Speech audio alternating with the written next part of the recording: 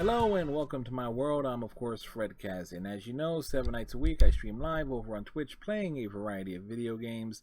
The link to my Twitch channel can be found in the description below, and as well as a link to my merch store where you can get shirts such as the Turian Bunny, signed by my good friend Damon's Wolf. Now, this week we're obviously talking about Marvel Comics. The inspiration for this rant is based on an article I saw involving an ex-Marvel staffer basically complaining about the comic book business being all about the paying customer at the expense of creativity.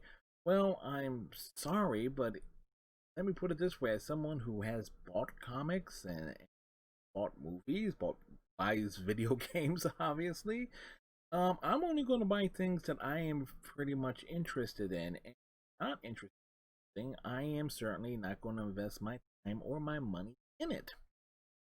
It's really that simple. Now, don't get me wrong, there are a lot of things that, in terms of the comic book side of Marvel, over the past, let's say, 10 years, that were kind of interesting at first, but they never lived up to the full potential because the creative wasn't there, or a lot of the creative that was there was at the expense of something else that I enjoyed.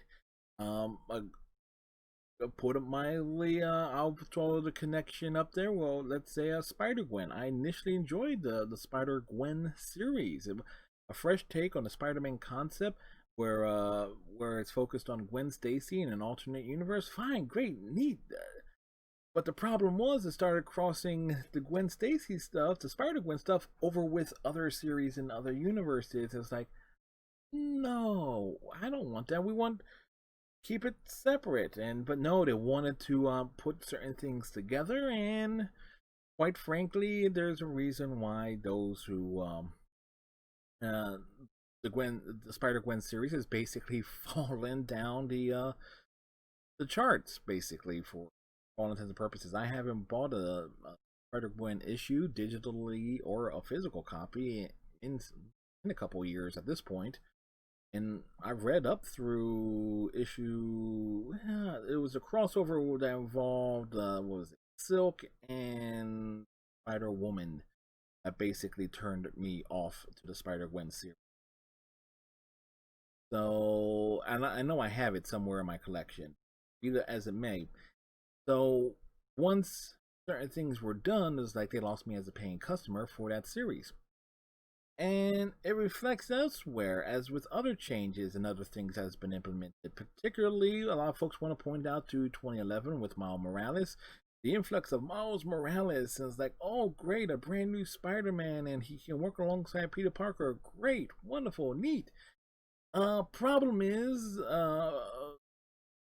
let's turn back the clock. The Miles Morales character was created to replace Peter Parker in a different continuity. It was the Ultimate Universe.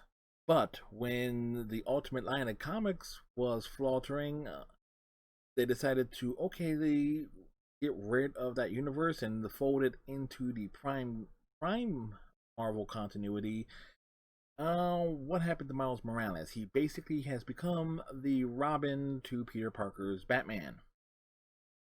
And quite frankly, it became boring. It became pointless because there is no need for the traditional Spider-Man, Peter Parker, to have a sidekick or someone to give the easier jobs to.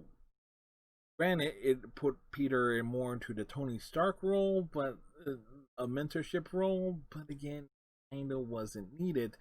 And it further took the traditional Spider-Man away from what worked. It was bad enough with One More Day. Now you have basically turning, again, Spider-Man, Peter Parker into Bruce Wayne, Batman. It doesn't quite work because for the traditional paying customer, aka guys self. And obviously, I would say that it's like, okay, fat long-haired losers who happen to be white, but still, again, Marvel hasn't done anything that brought me back. And this turn of events is obviously reflected in terms of the Marvel Cinematic Universe. It is no secret to anyone at this point in time that Disney intentionally inflated the numbers of several of the last Marvel film cinematic releases, including Black Panther, uh, Captain Marvel, Doctor Strange, and and the and the two uh, final Avengers films. Forget their names because they were finally got around to one. But but it was no secret. Disney intentionally inflated the numbers by purchasing blocks of tickets in advance. Uh, when you see photos of screenings of audiences, and then you have theaters reporting that okay, it's a sold out. Uh, the seats for a showing for the showings on a Friday night are sold out, but less than 50% of the people who allegedly bought the tickets showed up for it. That says a lot there in terms of okay, again, even the cinematic universe is turning off, and it's turned it and is reflected in terms of the expanded television series. Um, uh, Marvel Agents of Shield basically lost a good portion of its audience, and what was the other one? Was it the Immortals? I think it was called the Immortals or something rather involving the Medusa, Lockjaw, and those sorts. I forget the actual name of the show, and that didn't even get picked up for a second season, if memory falls. Again, if you're doing things that basically are turning off the paying customer, it's not a good thing. So, what can Marvel do to turn this tide around, particularly as it relates to its comic books? Well, there are two things it could do.